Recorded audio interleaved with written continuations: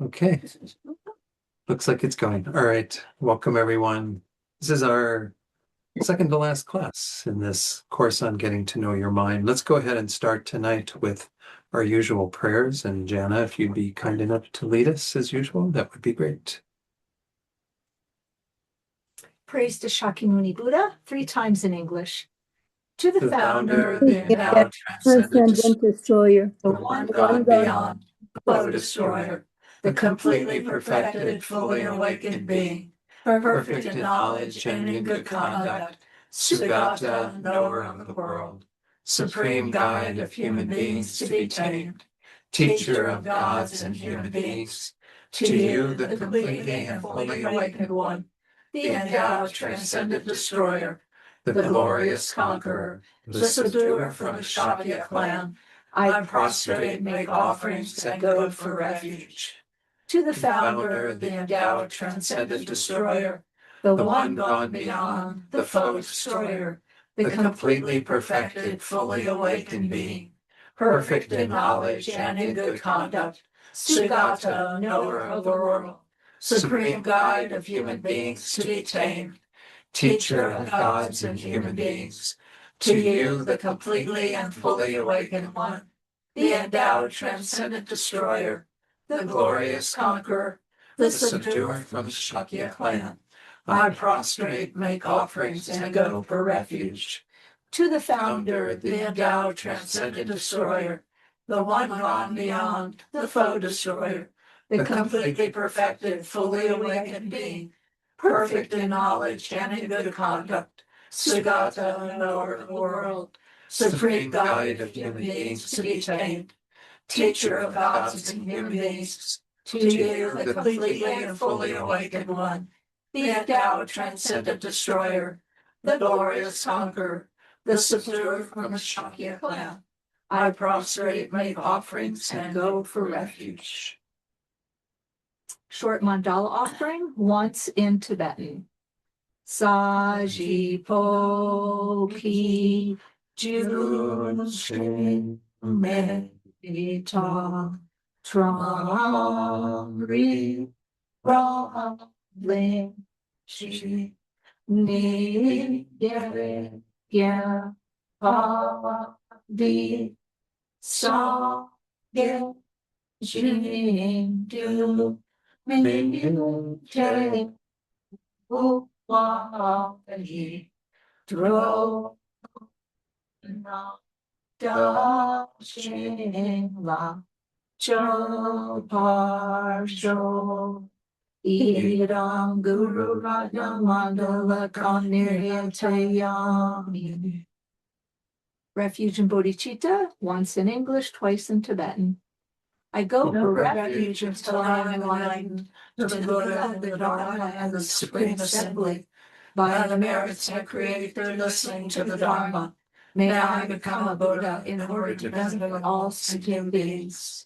Sangye chodam sokhi chodam la, jangchu bhaiva dagni kyap suchi, dagi chunyen ke fe sonam ki, drola pincher sangye drupar sho.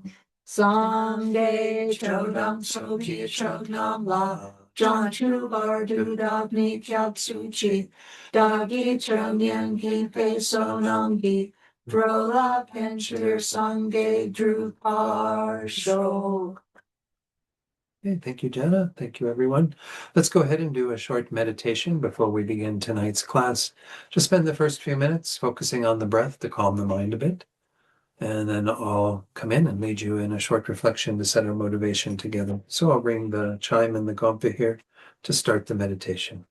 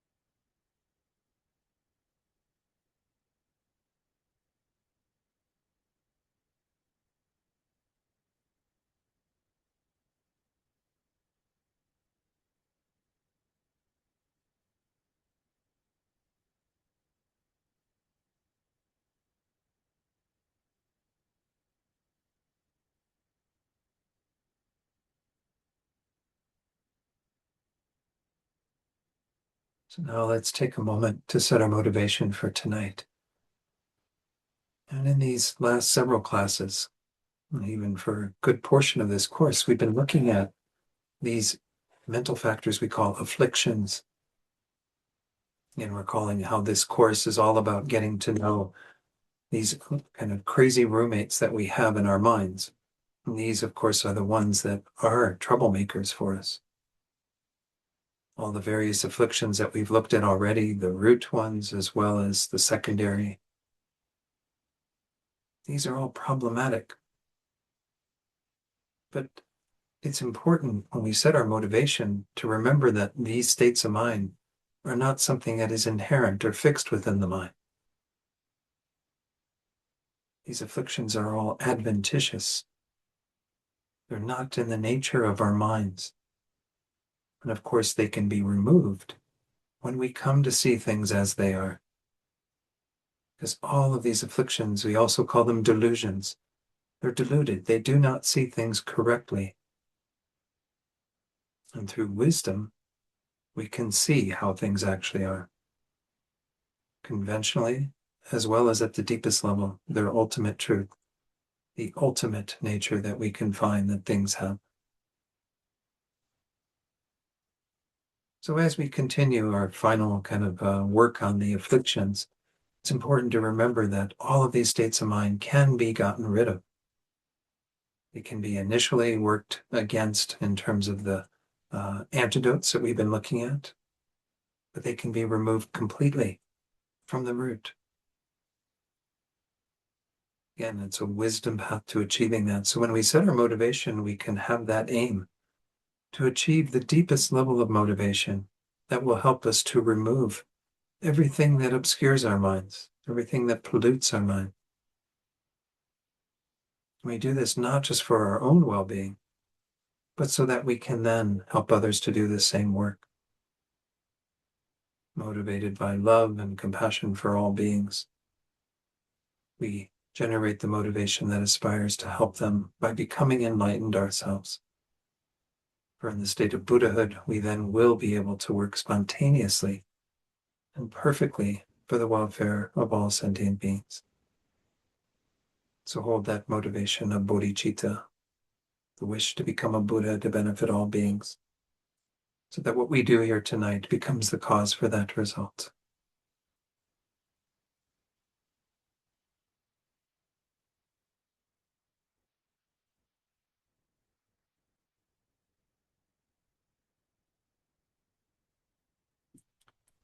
You can open your eyes fully, and we'll start tonight's class.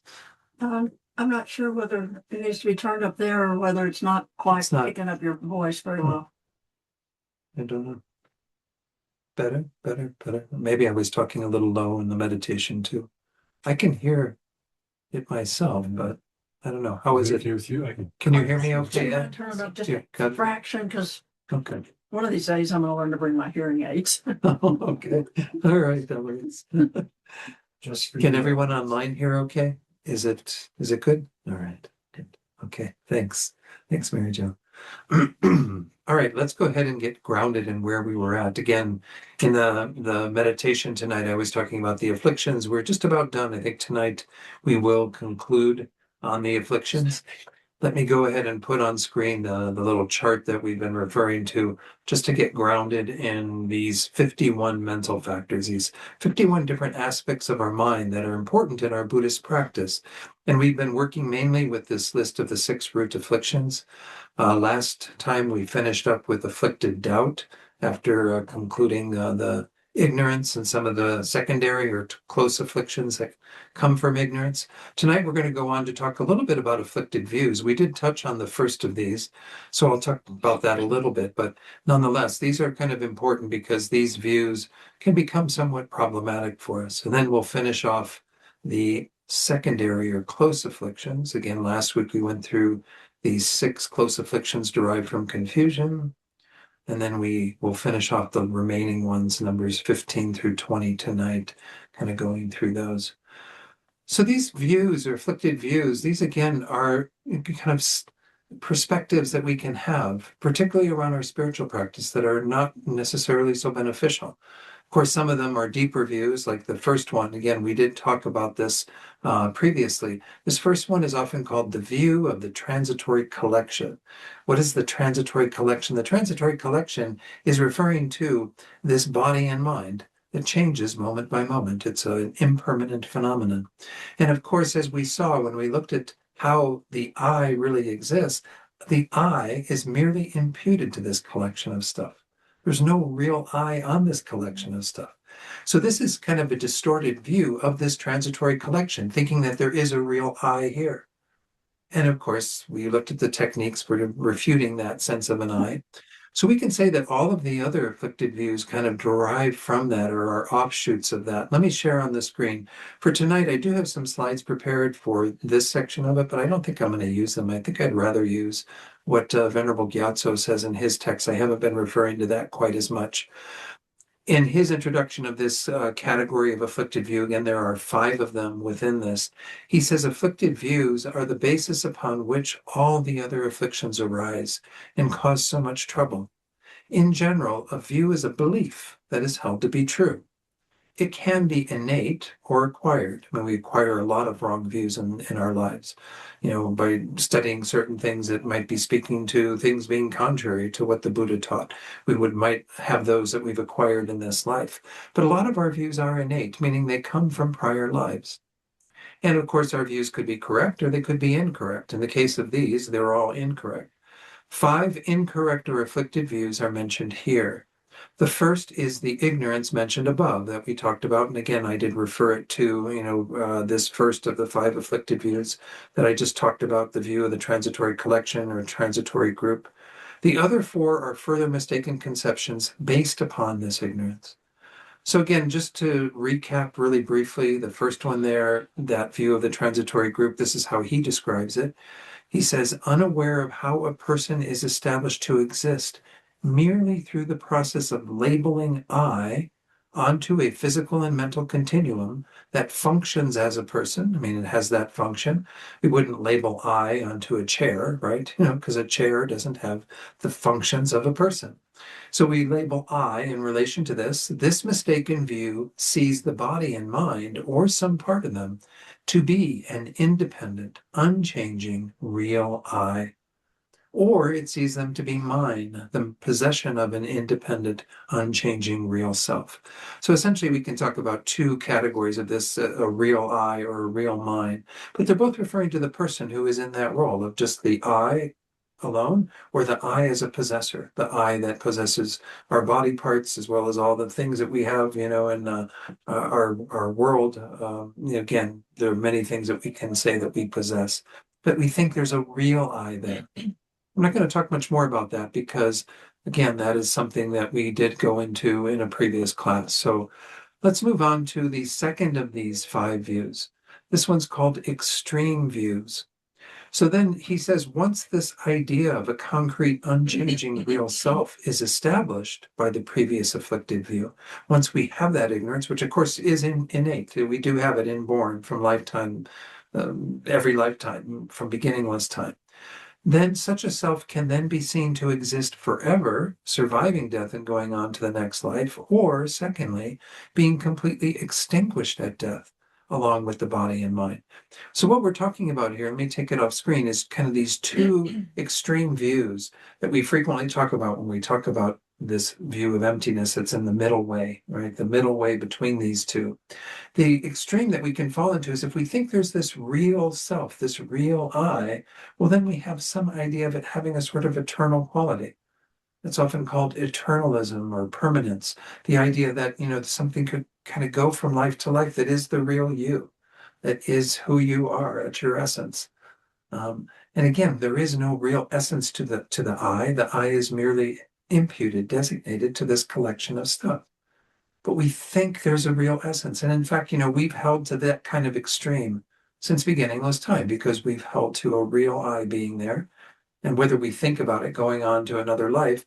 But I mean, even if you look at a lot of the Judeo-Christian traditions where they think that there's some sort of person that then goes on to some sort of afterlife. I think even in the Judeo-Christian or the Judaism, they have some belief in some sort of afterlife. Most spiritual traditions that are theistic do. But the idea is that that idea of me being in my afterlife as the person who I am in this life is holding on to some sort of eternal, unchanging quality of who we are.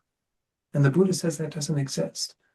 That essentially you will have a continuity of your consciousness going on to the next life, but it's not a real you. And in your next life, it'll be together with a different set of aggregates, a different body with different potential levels of consciousness. Like if we end up in a dog body, such as, Moki and Jack, who are here in the Gompa with us, well, then we end up, with a very different experience, right? And we're known as whatever that being is known as. There's a sense of an I that does carry on from life to life, but who that I is changing. It's not unchanging. There's no eternal quality to the I. That's the first extreme, falling over to this sort of eternalistic kind of view, permanence. The other one is we think that because we are holding on to this strong sense of a real I, that when death happens, then it's completely annihilated. It's a nihilistic view.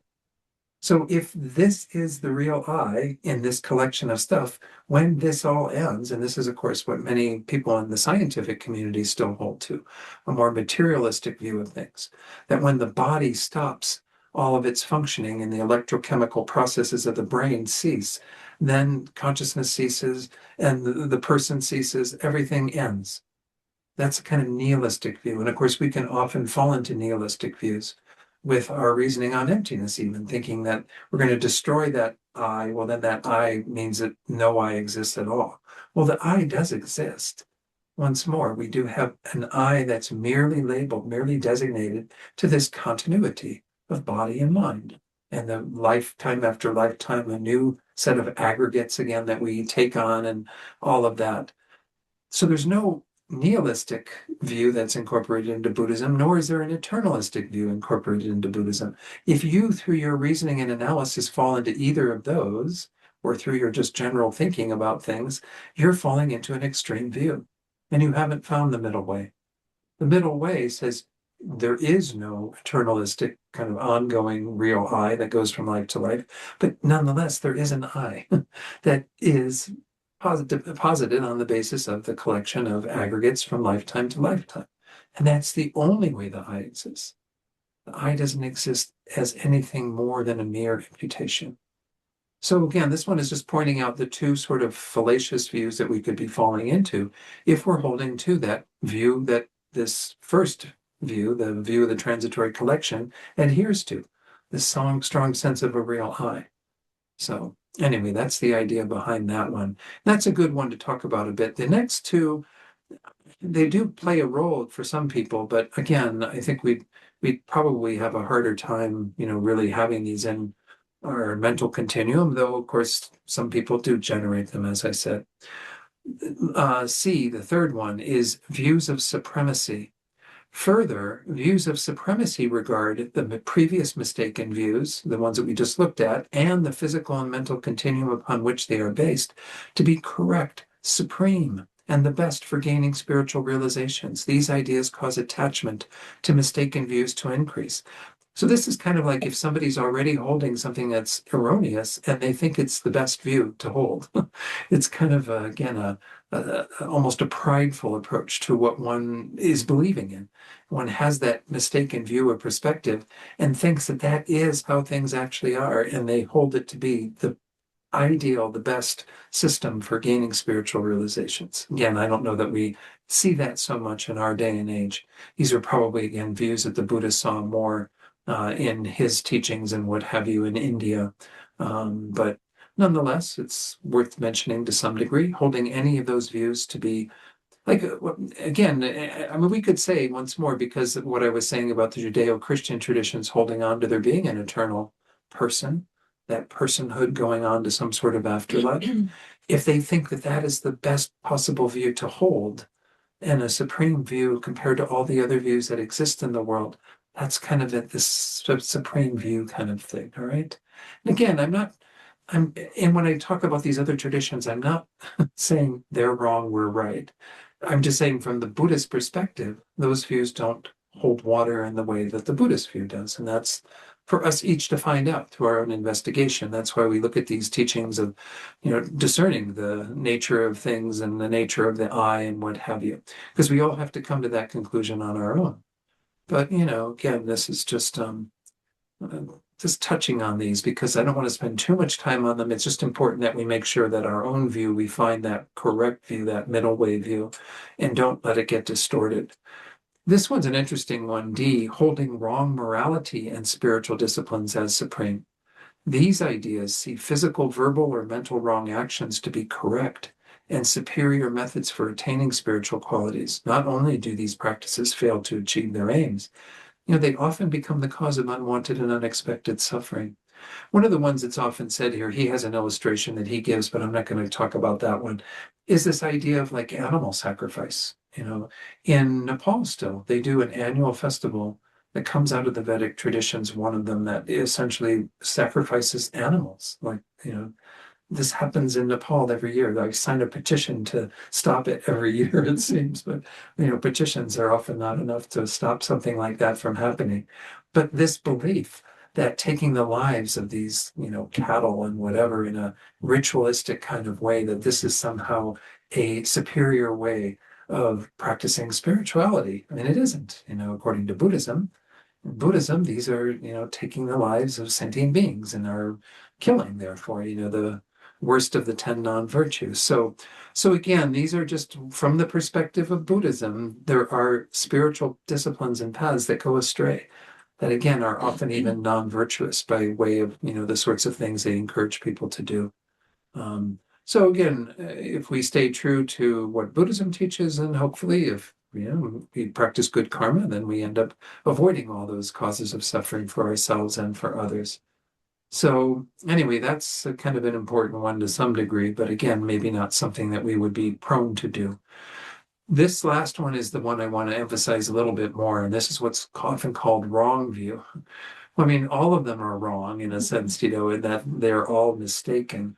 But here with wrong view, we're actually talking about kind of holding wrong ideas. It says here we can have a great variety of wrong ideas about things. But here, wrong view specifically refers to intellectually acquired as opposed to innate, meaning that we gain these in this lifetime, mistaken ideas that deny the reality of things, such as karma, rebirth, and the Four Noble Truths, the Four Arya Truths. The things we need to understand in order to attain liberation and enlightenment.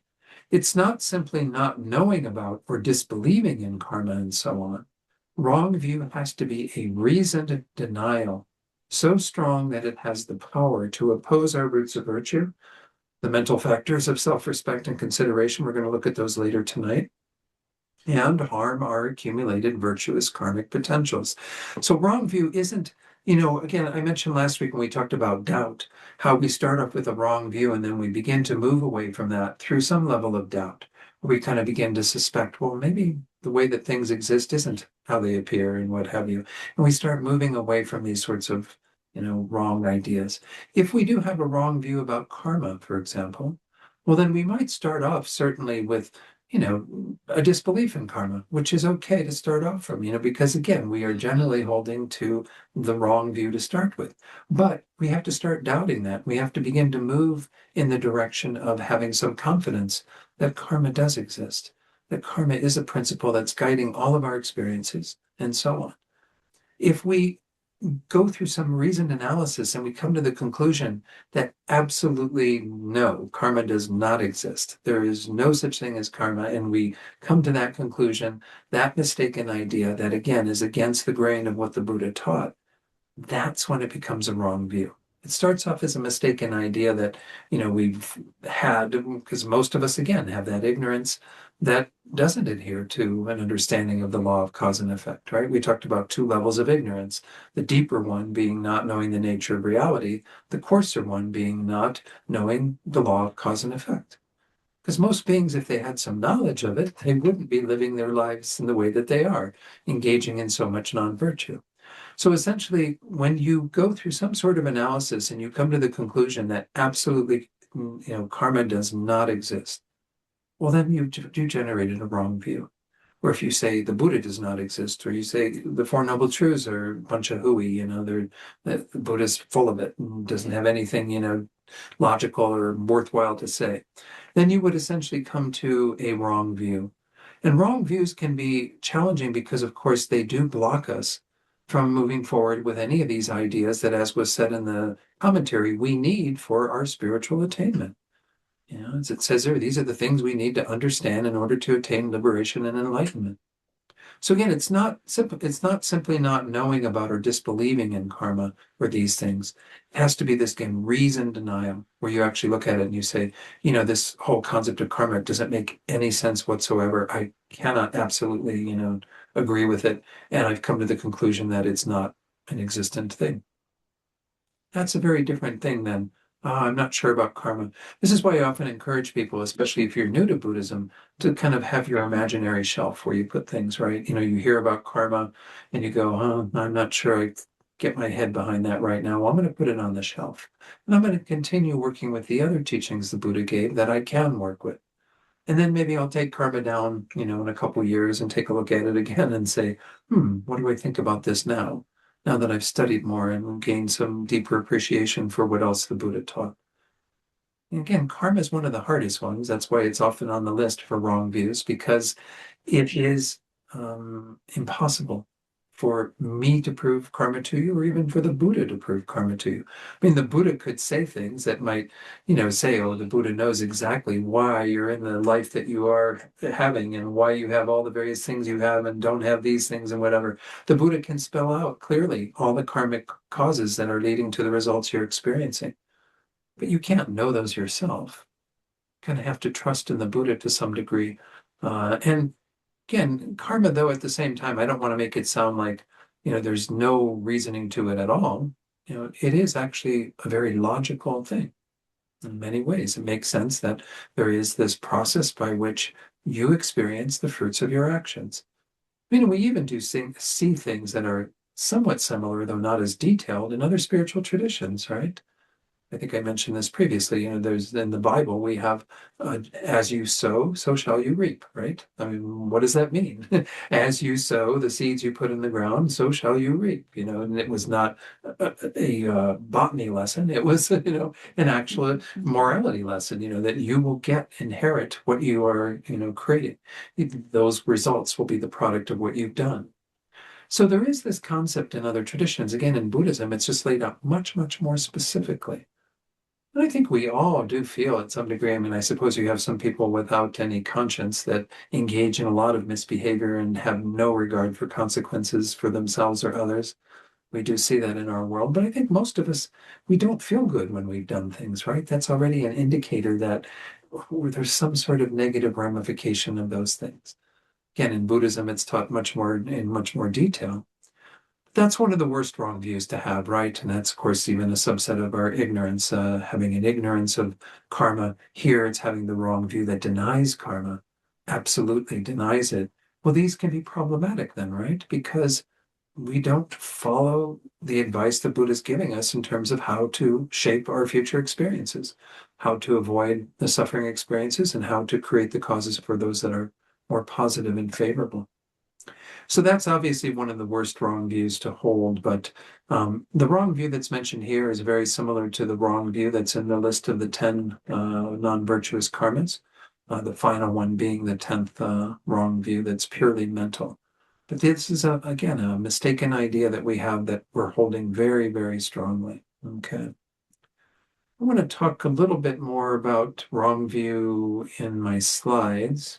I'm not going to share what I have on my slides for all 5 of these different afflicted views, because otherwise I think we're going to just, whoops, how did I end up there? Boy, I'm way back at the beginning of the slide. Sorry, that's not where I wanted to go. I pulled up the file and then I didn't go to where I needed to go. Let me get out of that. Okay. I want to go down to, let me put in the April 23rd. That'll get me right where I need to be. Okay. All right. Let me share from there. So again, I'm going to flip through the first couple of slides because that's just repeating a lot of what we're looking at in terms of these afflicted views.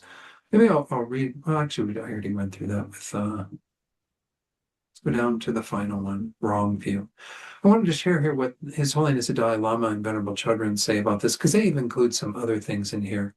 They say wrong view, which we were just talking about, is an afflictive intelligence. But they often call these kind of intelligence or wisdom, but they're afflictive. They're not seeing things correctly. Wisdom just means it's some activation of the mind to look at things and try to understand things, but it's understanding things in an incorrect way. It denies the existence of something that in fact exists. For example, karma and its effects, past and future lives, and the three jewels, or that believes in something that doesn't exist. And what's pointed out here is from a Buddhist perspective, believing in a divine creator, or this what's often called in the Samkhya tradition a primal substance, something from which everything arises. That's sort of a fundamental substance. Anyway, and either of those to be the cause of sentient beings. In Buddhist perspectives, it's not that we have something against the concept of a divine creator, it just doesn't fit into the Buddhist schema because karma creates everything. Karma takes care. This world is a product of karma, the minds of sentient beings. It doesn't require a creator, God, a divine creator. So, wrong view, as it says there in that last sentence, functions to prevent us from engaging in virtue and to lead us to create non-virtue. So again, we're not trying to poke holes in people's beliefs in these various concepts. It's just the idea that if one is continually putting the onus on something like a divine creator or something outside of ourselves, then we are probably not going to take onus for our own behavior and our own actions. Because if it comes from our own actions, if what we experience is a product of that and not a product of a divine creator who's pulling the strings, well, then again, we have to be attentive to that if we're going to have the effects we wish for on the spiritual path. So, some antidotes to afflicted views. I'm just going to share a few things. Listen, reflect, and meditate on the teachings which provide the correct view that opposes those views. For example, if you do find that you're holding a wrong view of the existence of divine creator and you don't have the room then for what Buddha is positing, then you might investigate, analyze, and meditate on the law of cause and effect to help discern the correct view of karma being the cause of all the worlds and their inhabitants, as well as the cause of all the experiences of being. So again, if you are still in that kind of midway between creator God and Buddhism and what it's teaching, just try to keep it very loose and not get so rigidly into one or the, to where you're kind of shutting off the potential for the teachings on karma to really take root in you and guide your life to a greater degree. Again, that's the Buddhist perspective. And it's not meant to be putting other traditions down. It's just saying it's a non-theistic tradition. And again, it doesn't make sense to include a creator God, given that karma is the cause of everything.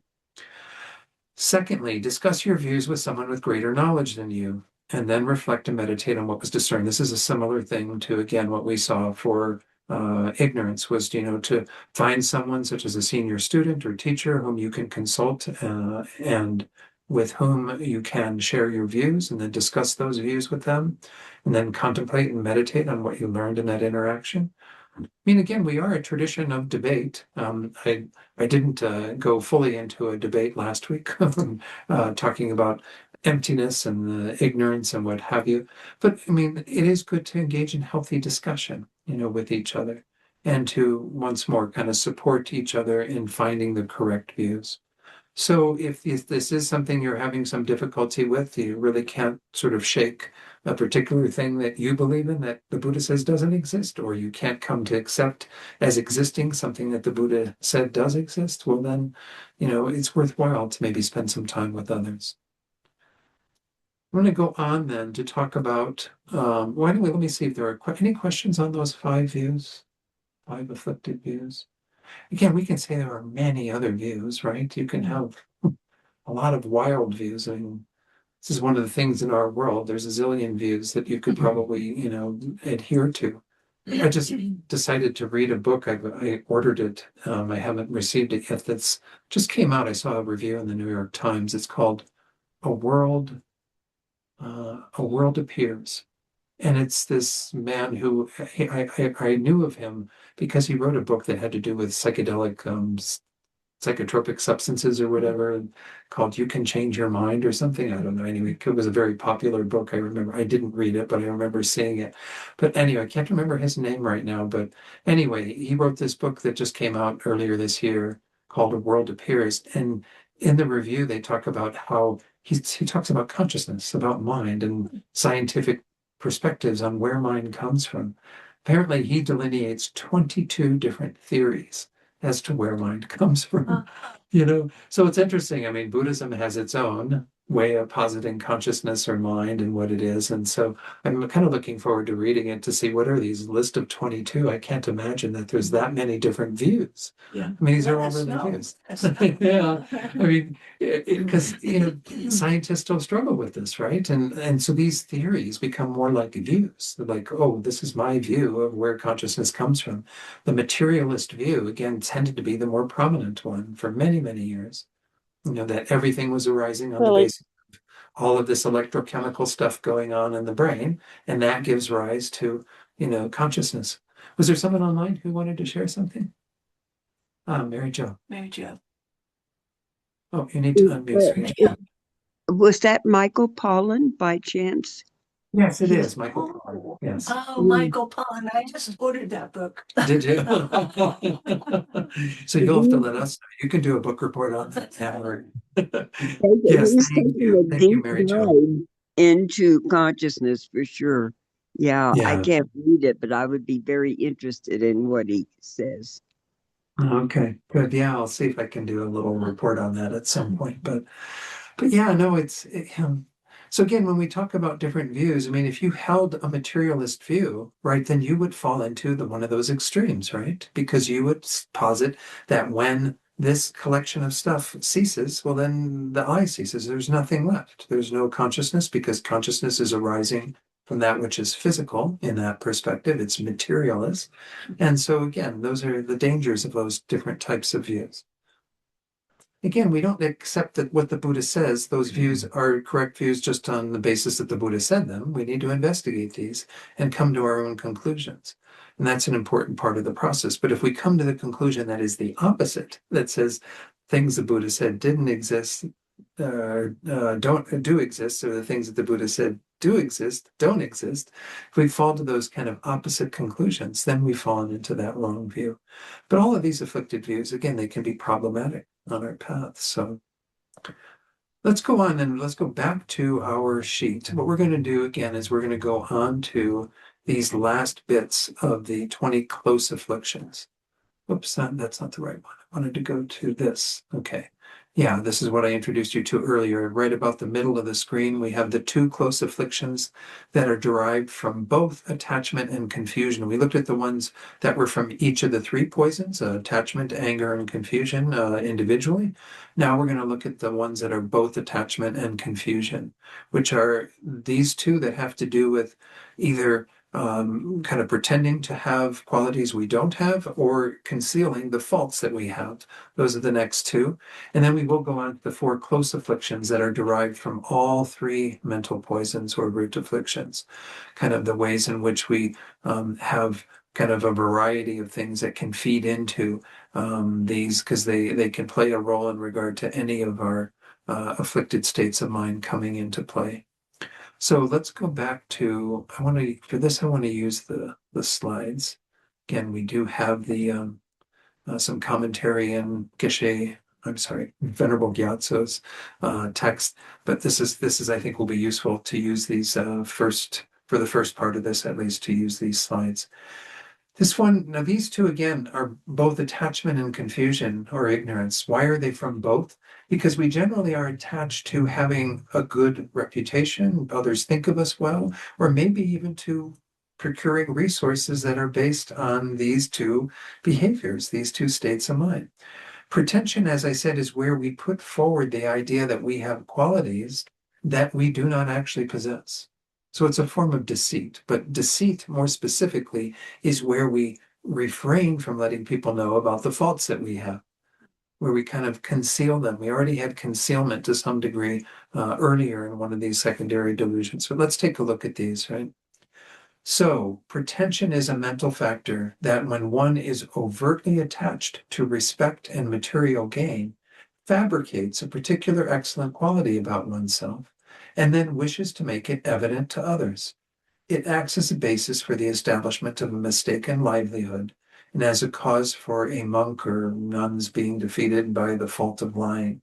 Of course, if we've taken the vow, or the lay vow not to lie, that would also probably be included in there too. But I think the monks and the nuns' vow to not lie is a bit more serious than the lay one, but that's just my perspective. I don't know that for sure because I've never been ordained, so I couldn't tell you. But so here the case is that you are attached to having a particular outcome, and so you pretend to have greater qualities than what you do possess, so you can get that. You can procure that. Now, whether you procure it or not isn't the measure. It's whether you actually engage in that type of pretension, pretending to have qualities that you actually lack. Now, again, some people ask, well, what about when you're in a job interview, and people are, trying to ask you, what can you do? What are your qualities? What are you trained in? Da, da, da, da. I mean, you have to be honest. You should be honest. Well, for one thing, because if you do pretend to have qualities that you don't actually possess, well, then they may assume you have those qualities if you get the job, and then you can't do what you're required to do, right? Because they thought that you had those qualities. You're going to end up kind of digging your own trap, I guess, where you're actually going to have to face the consequences of that. But in general, it's not good to obtain a job or to procure any other type of resources or even have people think good of you because you are pretending to have qualities that you lack. It becomes even a form of hypocrisy, right? Where people are putting forth, oh, I'm this great practitioner and, I'm this wonderful monk or nun or whatever. And then people give you all kinds of offerings thinking that you have all these qualities and you lack them. So we all have to watch that to make sure that we don't give the wrong impression that suddenly people are thinking that we are, whatever. And it may have to do with our spirituality. In this context, we are mainly looking at those sorts of things. But in terms of our basic everyday, things we run into with our skills, our abilities, what have you, we want to make sure that we're not putting forward kind of a mistaken idea of who we are, and thereby having people be deceived by what we have said. The one that's actually called deceit, the second one, is where we are again trying to cover up or not reveal the faults that we have. These two are very much related, right? It just depends upon what we're talking about, qualities we don't possess or faults that we have. One is, to try to reveal things that, or to put forward things that we don't have in case of pretension. Here, we're trying to hide what we have that would be result in us not getting the material gain that we'd like, or, having a bad reputation. Dishonesty, or sometimes called deceit, even dissimulation, this word, maybe we don't use it in our language or culture that much. It's a mental factor that when one is overtly attached to respect and material gain, just like the previous one, right? There is that attachment. That's why attachment is part of this. It wishes to confuse others by keeping one's faults unknown from them. It has the function of not giving a clear response to questions and of causing an interference to obtaining properly directed service. So it kind of keeps people from actually, working with you in that honest way. And of course, if we are honest, then we don't fall into either of these patterns because we are happy to, kind of reveal what it is about us that others may find kind of unpleasing or lacking to some degree. And yet we, will have a healthier relationship with them if we're much more honest about who we are, happy to reveal our faults. In fact, there is that I taught on this text here at City Garba. I don't remember when it was, a year ago, maybe. I don't know, the Bodhisattva's Jewel Garland. Was it about a year ago? Somewhere in there. There's a wonderful phrase from that in Lama Nisha's text where he says, do not speak of the faults of others, only speak of their qualities. Do not speak of your own qualities, only reveal your own faults. So it's kind of like, again, the opposite of what people tend to do, right? They don't want to reveal their faults and they will speak highly of their own qualities. And when it comes to others, all we do is pick everyone else apart and find all of their faults and flaws. And we don't generally speak that much about the qualities that others have and kind of praise them and what have you. So we have to reverse that. But it can be somebody may not know their own faults and their own quality. There's This a is certain true. lack of self-knowledge going on. Yeah, self-awareness and self-knowledge. Self-awareness, Yeah. I mean, that is true that maybe people don't know necessarily what their own faults or qualities are. But I mean, I suppose that the answer to that is to always be just simply as humble as possible. I mean, we get that example from His Holiness, right? When he's talking about himself, he always uses that phrase that I'm just a simple Buddhist monk, doesn't pretend to have any sort of qualities.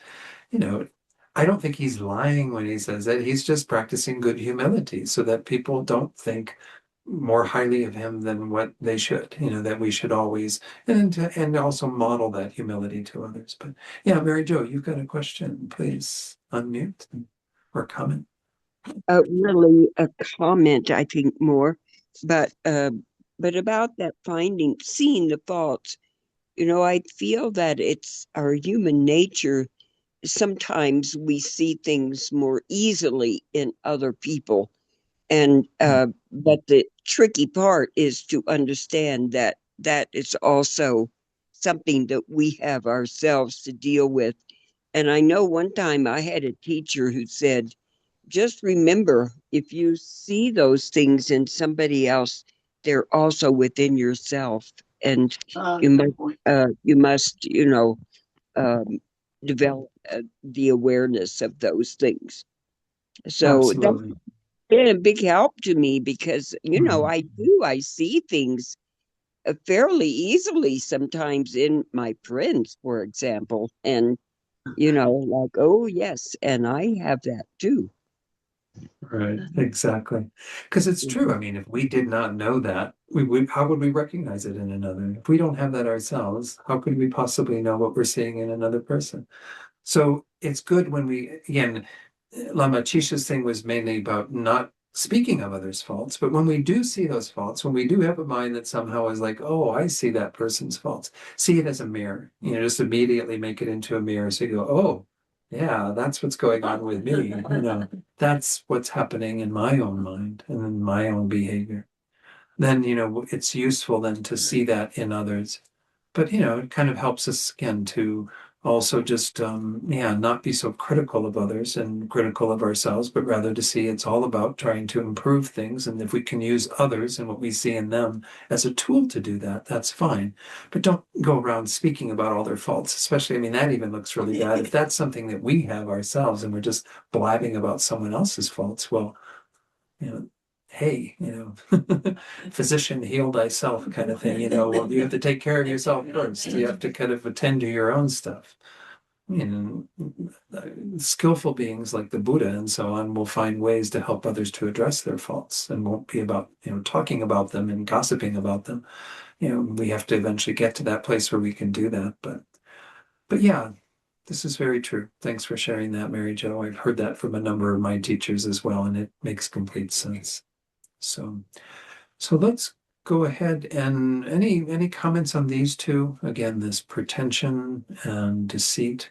You can kind of see how they are both involved again with attachment and then a sort of ignorance that is not staying true to reality, because we're exaggerating in one case qualities we don't have. In the other case, we're hiding and trying to make kind of non-revealed, what the right word there is, keep hidden those faults that we possess. No? Yes, Ed. I'm trying to think of a example where a kid grows up in in an environment where civil rights doesn't exist. He put down, and that kid in later life becomes a civil rights worker, nonviolent civil rights worker, versus a kid that become involved in gang and stealing from other people, feel justified in doing so. Like if I were to view or have an opinion about both of them, in the Buddhist tradition, I would be neutral about both of them Hmm. because I really don't know. I think to some degree, the idea is that when we do see others, I mean, there are behaviors that we can say, are probably less skillful than others. Some are much more skillful. Yeah. But I guess again, it depends on what we're really aiming at doing with that kind of analysis. We want to certainly at the level of having compassion and concern, we don't want to let either behavior, somebody who really goes astray or somebody who really goes on a much better, truer path, we don't want to have kind of that bias where we think one is better than the other, but yet we can still point out again actions that are more beneficial. Yeah. The one that did become involved in gang would have a greater karma to deal with. Yeah. But again, we don't necessarily know everything the other person has done either, even though they might have become very, a civil rights worker and doing things to promote civil rights and what have you. That's wonderful behavior there, but we can't tell everything about people.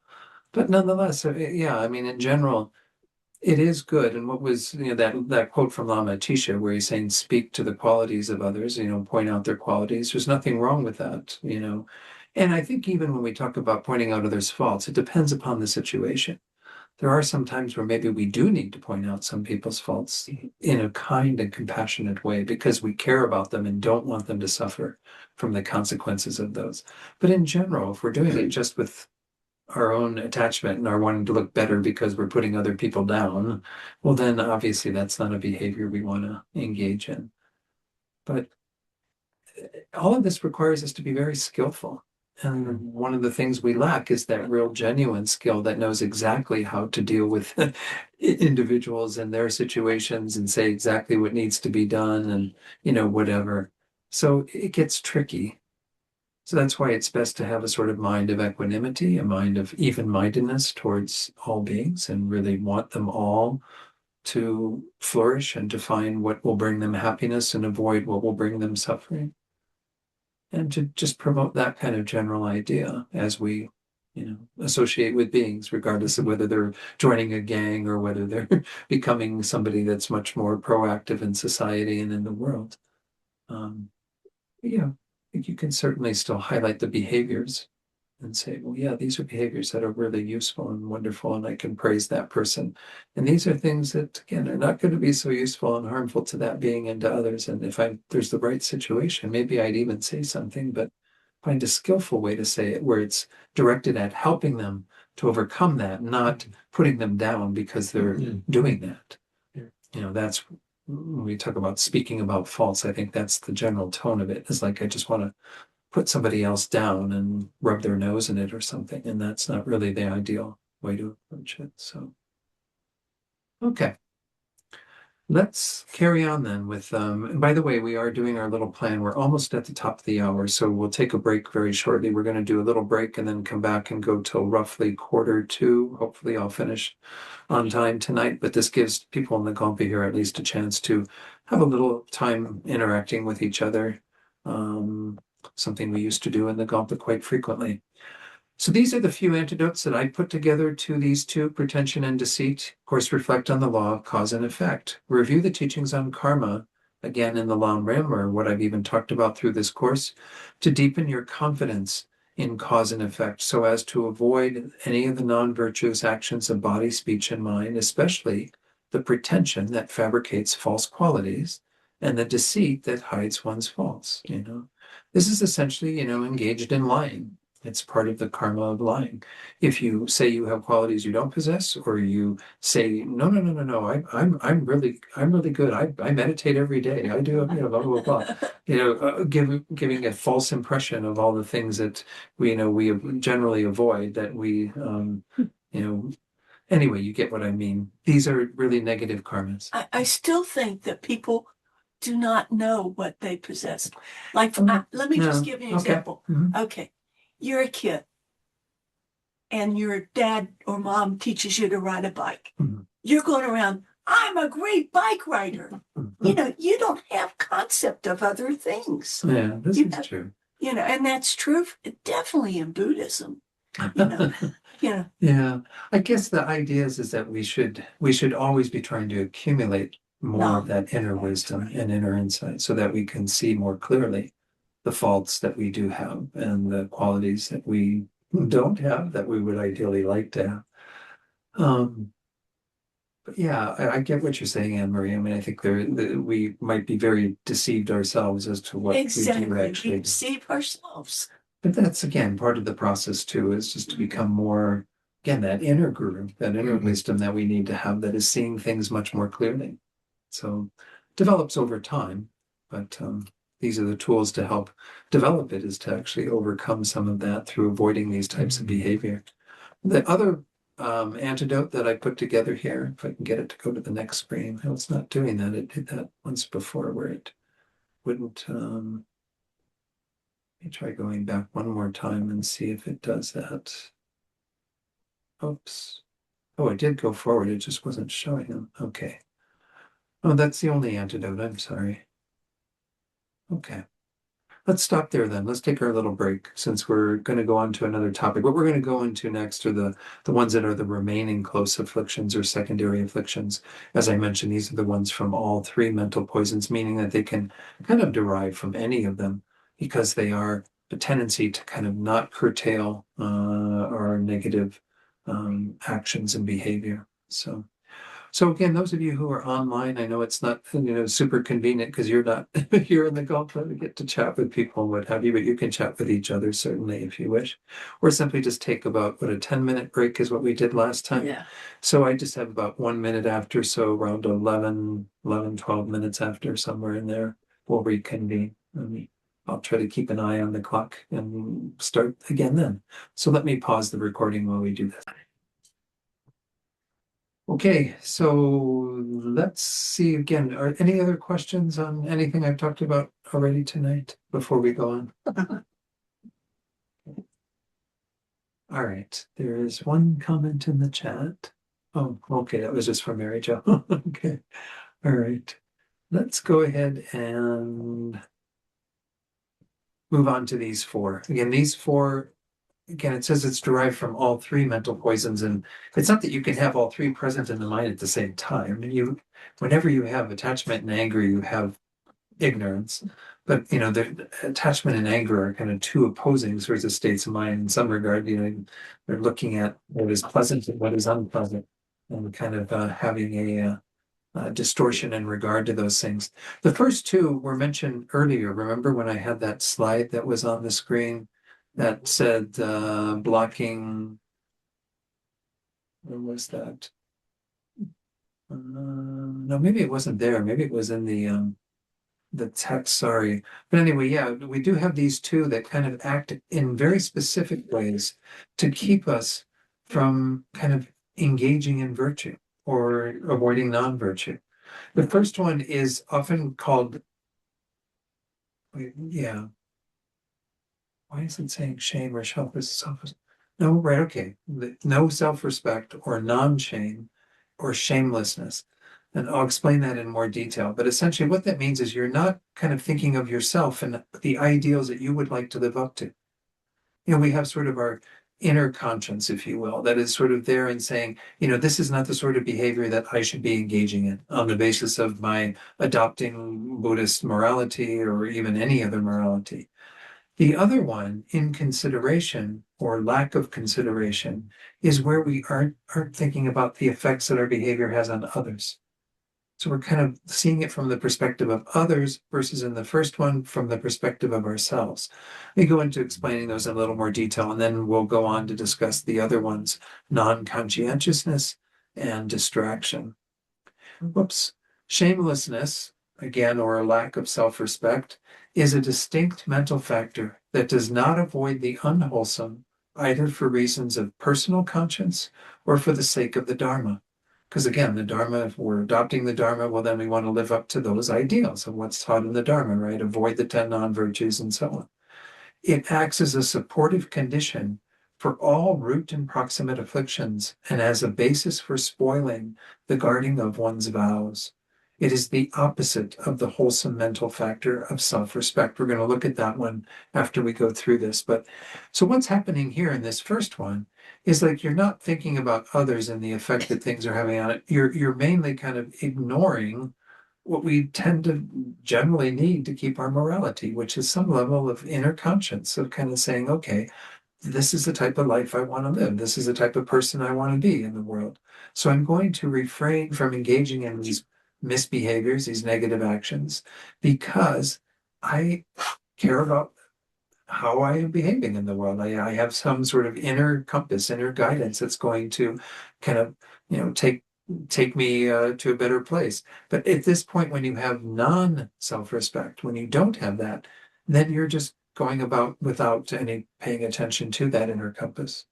So you're not engaging in what would be, again, avoiding non-virtue or engaging in virtue because you aren't really caring about, your own practice of the Dharma or your own view of yourself, your own sort of conscience, your Jiminy Cricket or whatever, it's kind of there.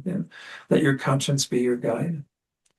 In consideration for others, on the other hand, this is a mental factor that, without taking others or their spiritual traditions into account, wishes to behave in a manner that does not avoid negative behavior. It acts as a basis for causing others to lose faith in yourself and to become agitated. It has the function of spoiling an immaculate conduct. So what's happening here is this often is highlighted in terms of our teachers, when we're talking about the others. But you could even think about, well, the Buddhas and the Bodhisattvas and those who are sort of witnesses to your actions, but even your teachers or other people who you have kind of made some commitments to live up to that level of morality. You're not avoiding non-virtue because you're not thinking about the effect it has on them. How it's disappointing for them to watch you engage in actions that are totally contrary to what they taught you, right?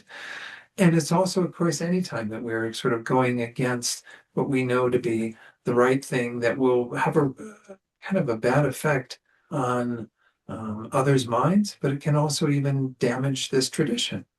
I mean, I point out, and I'm not trying to use myself as an example so much, but when I first started teaching, of course, when you become a teacher rather than just a practitioner, you are kind of upping the ante to some degree, right? Because, if I'm a teacher of Buddhism in Santa Fe at the center there where I was resident teacher for a number of years, and say I'm at the Whole Foods and I start yelling at people in the parking lot because they stole my spot or something, and then they walk in the door of the Buddhist center and they go, oh, there's that jerk from Whole Foods. I mean, it's going to be pretty damaging to them, right? Because they're going to go, well, why would I want to study with this guy and study Buddhism if that's the way Buddhists behave, right? So, I mean, with just a practitioner, well, people may also see you at a Buddhist center and wonder, well, God, there's that person who did that to me. Do I really want to study Buddhism then? You could have the same effect, but I think as a teacher, I was really getting at that, I could have a pretty detrimental effect on people. Because if they walk in the Gompa and they see me and they had a bad experience with me, well, then guess what? Their path towards Buddhism might halt right there. They might say, I want nothing more to do with Buddhism. Right? That's about bodhicitta. You forgot if you were if you were mad at them for stealing, where's your bodhicitta? Yeah. True. I mean, this is the thing, is that we have all these positive states of mind that should be a guard, but we still make mistakes, right? Every one of us. So I'm just become more cognizant of how I have to have an ability to at least put a lid on it, to not be a public face of the opposite of what I'm teaching, right? Don't want to be hypocritical anyway, but nonetheless, really try to avoid those sorts of things. So again, that was just an example, but I think that's what we mean by this sort of inconsideration for others, not having consideration for others, because you could damage a lot of people's minds by virtue of engaging in those sorts of unwholesome actions. And of course, you are going against the grain of what you're trying to practice. So let's go carry on with this section on these. We need to, there's a little bit more on this second one, in consideration for others. A person who lacks, this is on both, a person who lacks both of these, self-respect and consideration for others, consequently has no sense of restraint in their conduct, and they're driven uncontrollably by the forces of their other afflictions, right? Their activity becomes like that of a car in which the brakes have failed. These are kind of your moral brakes or your mental brakes, the things that, these are the good, the self-respect and consideration for others are the good roommates. We're going to see them in a moment. But when you lack these, well, then again, you just go wherever you want and do whatever you want. You think it doesn't matter because you're not having your inner compass, nor are you affected by how that looks for others and what effect it has on others. So let's take a look at these two that are the opposites. These are, again, part of the 11 virtuous mental factors. The first one is that opposing mind, self-respect. In the traditional text, when this was translated, it was translated as shame. And I really don't like that word shame, but I put it there simply because some people still refer to this mental factor as that. For the second one, consideration for others, they call that, initially they called that embarrassment, which is also a word that I let go. How is embarrassment such a good thing? Because who wants to feel embarrassed? But the idea is that they are what closer terms for these are self-respect and consideration for others, in my estimation, and it seems like many of you agree with that. Let's take a look at these. Even in His Holiness's book with Venerable Children, they came up with the word integrity for the first one, which makes a lot of sense, right? Again, self-respect, in some translations, shame, but again, that avoids negativity for reasons of personal conscience and self-respect. It enables us to restrain from harmful physical, verbal, and mental actions, and is the basis for ethical conduct. It's at least one of them. If we have that, kind of consideration for ourselves, our own self-respect, this integrity, well, then it keeps us from doing things that are opposing, again, our inner compass, what it is we feel we need to do to follow this path. In regard to, this is Geshe Rabtin's then. So again, I gave you His Holiness and Venerable Children's. This is how Geshe Rabtin talks about it. Self-respect is a distinct mental factor that avoids evil, or again, non-virtue, for reasons of personal conscience or one's own spiritual tradition. It has the function of restraining harmful conduct of body, speech, and mind, and is a basis for all moral disciplines. So again, pretty similar to what we saw from His Holiness. The other one, consideration for others, again, embarrassment was an early translation of this, cares about the effect of our actions on others and avoids negativity for their sake. It enables us to restrain from harmful physical, verbal, and mental actions, and it acts as the basis for maintaining pure ethical conduct. It also prevents others from losing faith in us and causes joy to arise in the minds of others, right? Because they see us engaged in virtue and avoiding non-virtue. So they take delight in, that happening. This is how we want to ideally be in the world, as we care about from our own conscience and what we care about, maintaining that. And then also we have a regard, a respect for others and the effect that our actions have on them. So we're not talking about specifically like when I kill a being that I'm having the effect on that being by taking its life. That is part of killing that being, right? But we're talking about what does it look like when others see you engaged in that behavior? If you invite somebody over and you behead a chicken in the backyard to feed them, then people are going to go, whoa, who am I having dinner with, right? Suddenly you've got kind of a whole different idea of that person that is going to be very damaging to their morality potentially, as well as to the relationship you have with them and everything. You might not be able to benefit that being as much because they've seen you engaging in an action that goes against the grain of how you want to be in the world. So that's the idea behind these. I'm using kind of extreme examples, but this is how Geshe Rabtin describes it. Again, he gives a little more detail. He says, consideration for others is a distinct mental factor that avoids evil for the sake of others or their spiritual tradition. It has the function of A, restraining harmful conduct of body, speech, and mind, B, acting as a basis for maintaining the purity of one's moral discipline, C, preventing a lack of faith occurring in others, and D, thereby acting as a cause for joy to arise in their minds. Maybe it's all the same points, just detailed out a little more. In general, again, these two, self-respect and consideration for others, are the determining factors whereby people in this world are regarded as being noble or not. They are like a vessel that contains all divine and human virtues, as well as a strong fence that guards them. Nagarjuna once said that there are two things that protect people in the world: self-respect and consideration for others. So I think this is worth, talking a little bit about, because I think we don't recognize, maybe we haven't put labels to these types of states of mind. But it's interesting to see when you do find yourself refraining from certain negative behaviors. How are you guided mainly? Is it your own inner compass that you're paying more attention to? Certainly, if you're by yourself, that's what you have to depend upon, right? Because no one is a witness to your actions. At that time, you can think about, oh, what would my teacher think if they saw me now and doing this particular action? And that's a good way to kind of bring that element of consideration for others into play.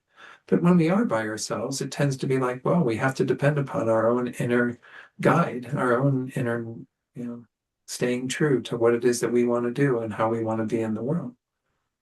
But nonetheless, when we're with others, hopefully we have both. Hopefully we also, want to maintain our own inner kind of direction in terms of our behavior and actions. And also we are concerned about the people around us and the effect our actions have on them.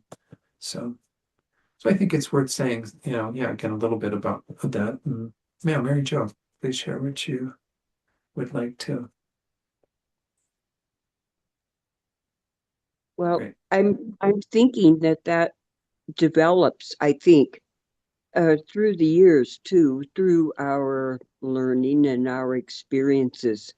What our moral compass, let us say, is something which evolves as we do, I guess. Do you think so? I think so. I think, again, when we're children, sometimes I think our parents, if they're good parents, will point out to us when our behavior, we need to kind of stay on the up and what's the word for it? Kind of the true path, or, stay kind of true to how they're trying to teach us to be in the world and stay sort of that self-discipline that we need. But I think it grows over time. I think it's definitely something that evolves.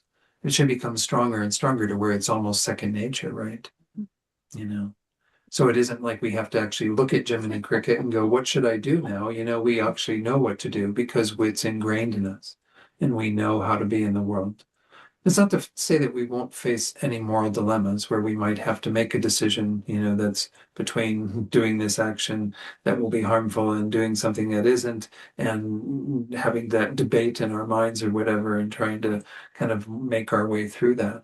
And sometimes we have negative effects of even the positive things that we do, right? That maybe need to have some consideration. But I think in general, we do find it strengthening over time, and we become more and more competent at being able to bring those factors into play so that we're engaging in virtue most of the time. Like if you see somebody like Lama Zopa Rinpoche or His Holiness the Dalai Lama, that that's their nature now. They don't have to think about what will others think of me, or they're so set in their own way of being. Remember, there's that wonderful, it's actually in the chapter on patience in Master Shantideva's text. And in it, he's talking about how we can become better at patience over time. The phrase is something like, there is nothing whatsoever that doesn't become easier with familiarity. Everything becomes easier with familiarity. The more that you become familiar with the basic concepts that we're practicing, the morality that was taught, it becomes easier.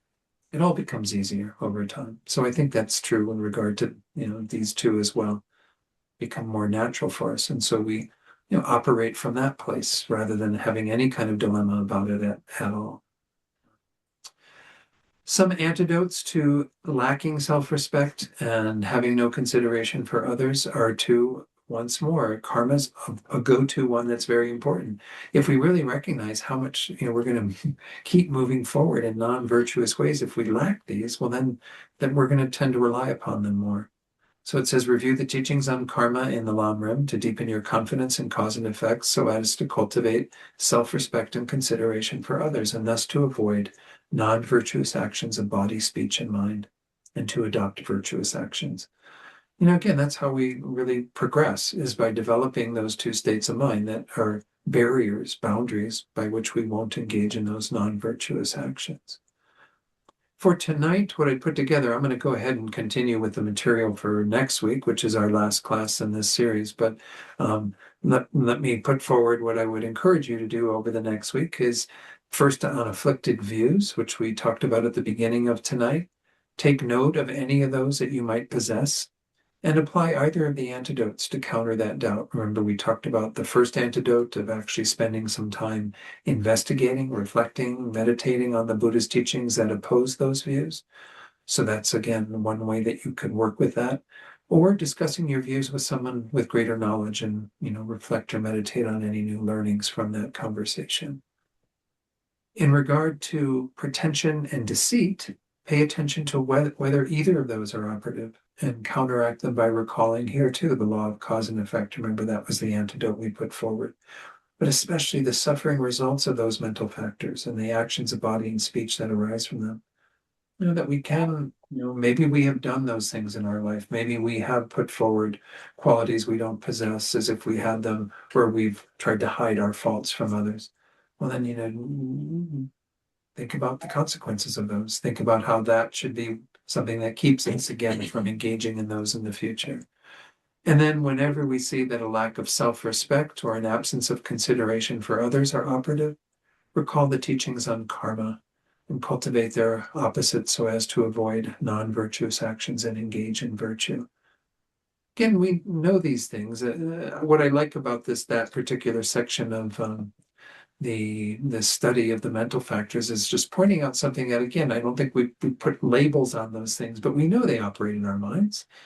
Most of us do have some level of conscience. It's sad when we see people in the world who seem to lack that conscience, right? They just do whatever they want to do and they don't think about the effect on others. They don't even think about how they might be perceived in a negative light on the basis of that. And they aren't thinking about how they're trying to hopefully have some regard for their actions. They lack that inner compass, again, that is so important. So it's really sad to see when we see it in others. But again, if we see it in others, use the mirror thing. This is pointing out that we too have the same tendencies, maybe not to that degree, but we have to be conscious of those and work on those. Yeah, Anne-Marie. So when we talk about others, we're saying that there's not a connection. Don't you think that all people in some ways are connected?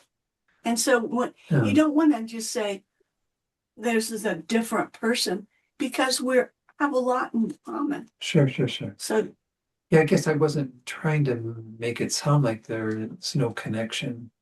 Because absolutely, I mean, everything is interdependent and there is a connection, and we're all sort of, again, mirrors for each other and a part of each other's lives. And karmically, this is extremely true.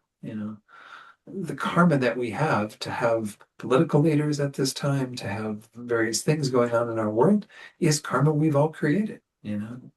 So Lama Zopa Rinpoche said, in many of the teachings that he gave, said, well, back in 2016, before the election was held, when Trump won the first time, His Holiness, Rinpoche was asked by somebody, what do you think of Donald Trump? And Rinpoche's very first words out of his mouth were, well, America will get the president that America has the karma to get. Oh God, how'd you know? So, this is our karmic creation, and so you talk about connection. I mean, that's the level of connection, is that while we can say that he is a being making his own decisions with his own mind and his own behavior and what have you, nonetheless, it's a karmic creation that's mutual. You would, and even if you look at cause and effect in terms of the basic stuff, I mean, the people that voted for him and all of what's happened that has made it possible for his actions and his presence to be in the world, and not just America, the world now, right? It's a global thing. The effects on so many people. Well, again, it's all facilitated by the causes and conditions of other beings. So we're all connected, and we're connected in the good things that happen in this world too, right? The healthy responses to, COVID and all the things that came out of that. It shows that we are all kind of connected and supporting each other. And that's, of course, what we want to emphasize, is those more mutual cooperation and ways of working, and not the creating disasters and problems in our world. But they're all created out of the same basic principle of karma. So absolutely there's connections, and when we're looking at others, I mean, even Shantideva in that text on in the chapter on patience, he does talk about this delineation of self and other, and then kind of how we have to kind of see that those are just, again, mere designations, mere imputations. There's nothing stopping us from kind of including others in the sense of self. I mean, when I care for myself, I do it only on the basis of my consciousness being together with this collection of stuff right here. But what's stopping me from being equally concerned or even more concerned about others who aren't in my mental continuum but have similar experiences or even worse experiences, right? So we see that, again, it becomes pretty revolutionary to kind of go beyond that boundary of self and other and to really see the mutuality of all of it, the connection, the interdependence of all of it. So, let's see, I've got about 10 minutes left. Any other questions or comments? You've got a few things to work with in regard to these. I think I even have the readings that I just will touch on briefly. If you are following along with the book by Venerable Gyatso, the 51 mental factors. Next week, we will finish off the virtuous ones. We've talked about a number of them already, so don't think that there's going to be a lot to that list. And then we'll go into the last category, the 4 variable mental factors. These are maybe not as important, but there's a few things in there that are kind of interesting. And I'll explain what that means to call them variable mental factors, and then a little bit touching on the conclusion. But what I'm going to go ahead and introduce you to very briefly these last 4.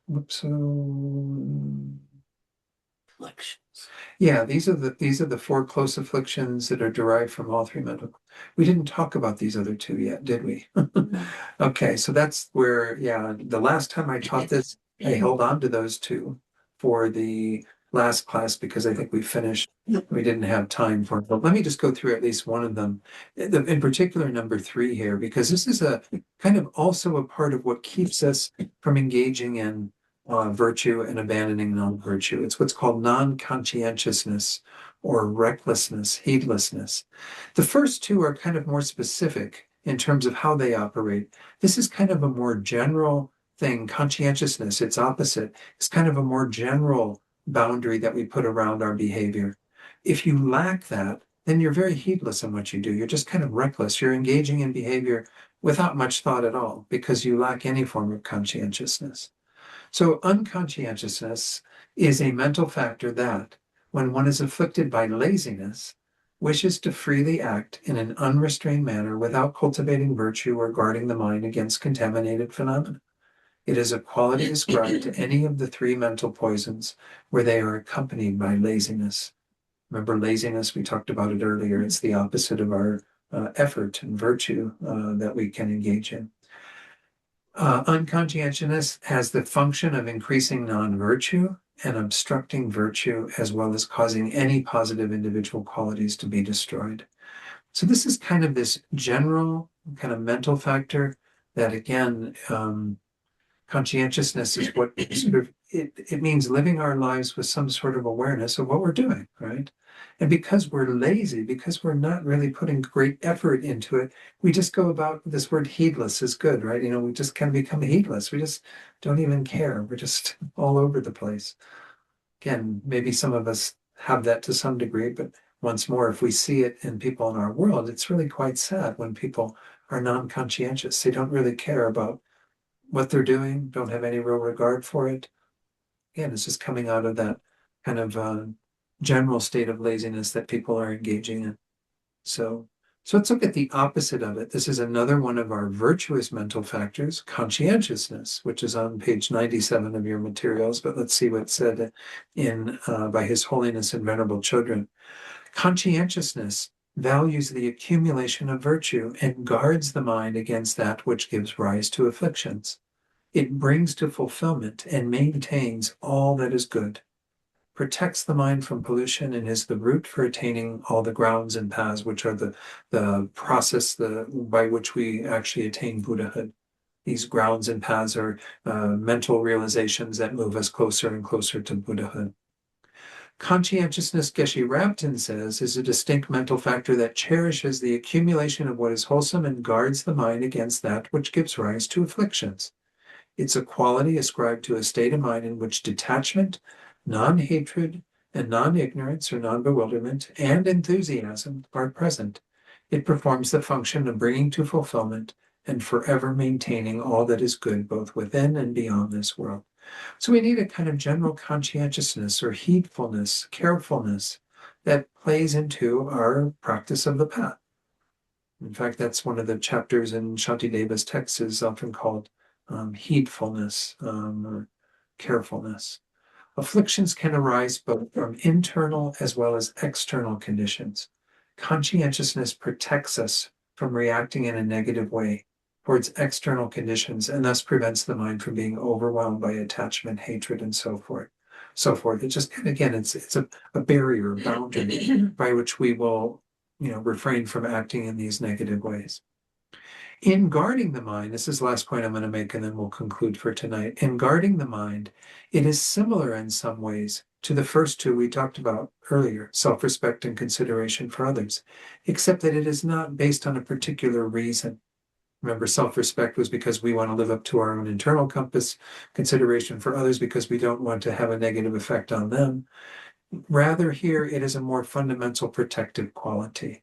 However much we try to develop wholesome and positive qualities, we will not succeed. We lack the quality of conscientiousness. All right. So again, it's a similar type of antidote thing, reflecting the law of cause and effect and how much trouble we get into if we have non-conscientiousness, if we lack that. All right, and then let's stop there. We'll start with distraction next time. Yeah, Eloise. So I'm going to talk about a behavior that I have, and my question is, does it fall under non-conscientiousness? And that is, we all know that Adrian's never around because she's taking care of her mother. Mm-hmm.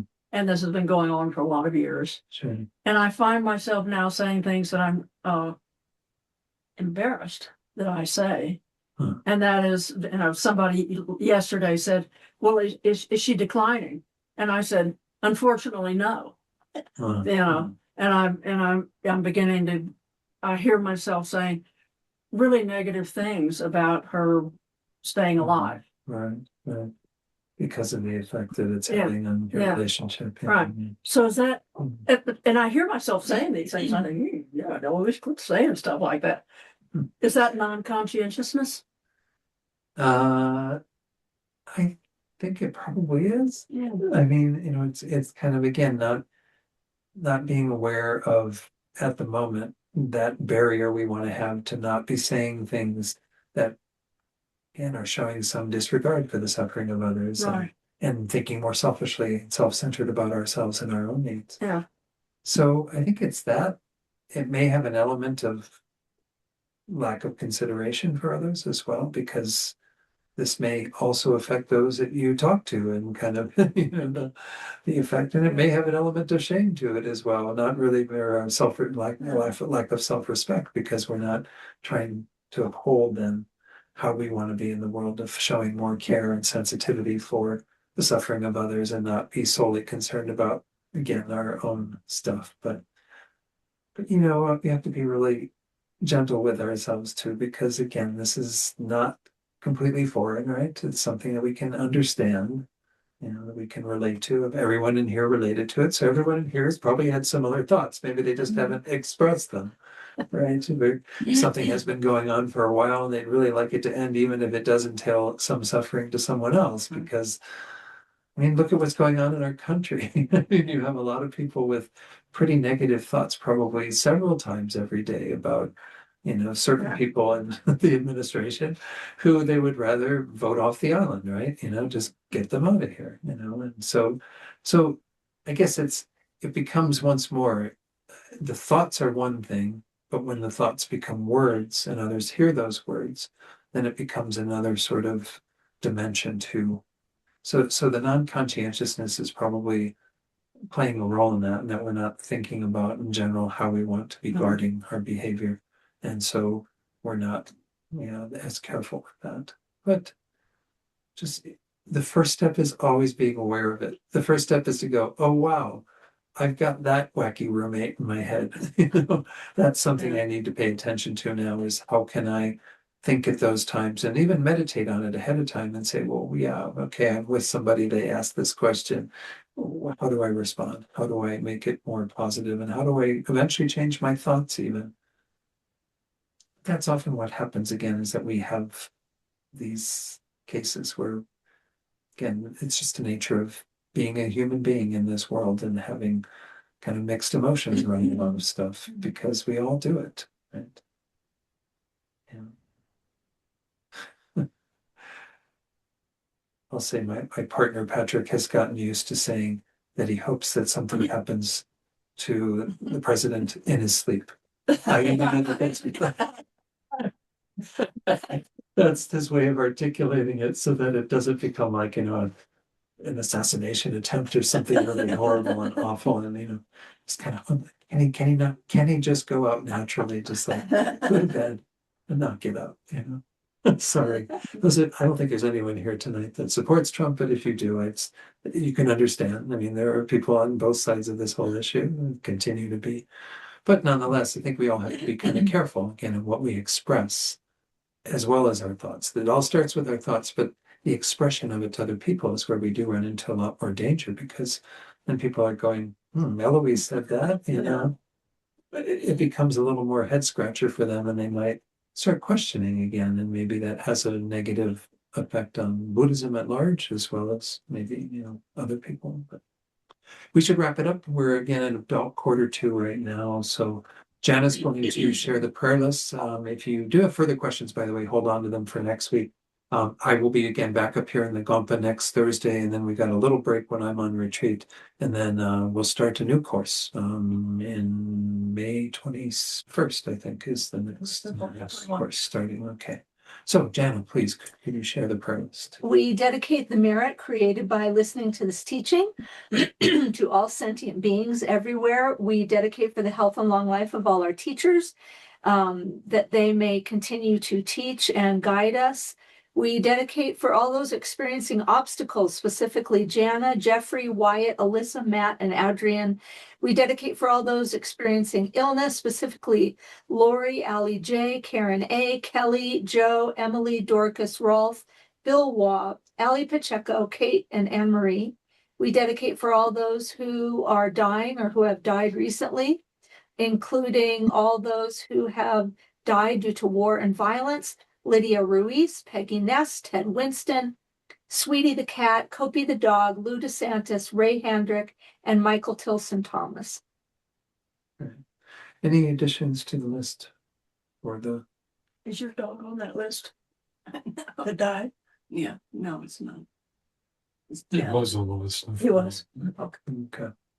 All right. So for all those beings whose names were recited, as well as all those that we're holding in our hearts, those we've been asked to pray for, or we've offered to pray for, we dedicate for their welfare and their freedom from suffering and finding all the causes that lead to true peace and happiness.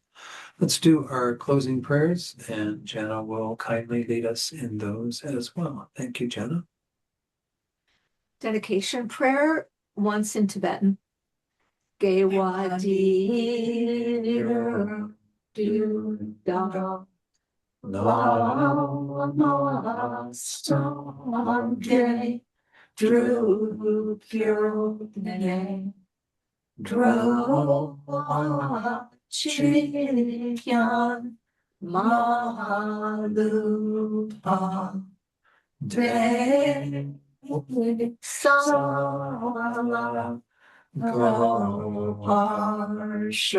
Sorry. John Chu Sancho Rinpoche, Manke Panamke Gyurche, Kwanyam Pame Payam, Gone Gondu Pelwarsho. Long life prayer for His Holiness the Dalai Lama. The wish granting, wish fulfilling jewel, source of every single benefit and happiness in this world. To the incomparably kind Tenzin Gyatso, I beseech, may all your holy wishes be spontaneously fulfilled. And for the swift return of Lama Zopa Rinpoche, fearless teacher and assembly of the children of the victorious ones, Gravakas and Radia Limitless, victorious love song, Father and Sons, along with the lineage masters, all the objects of refuge of infinite lands, please bestow the virtue and goodness of accomplishing this prayer here and now. Holding and spreading the Buddha's precious and complete teachings through explanation and practice, You are the armor of patience that is never discouraged. Incomparable venerable Guru, to you I make requests.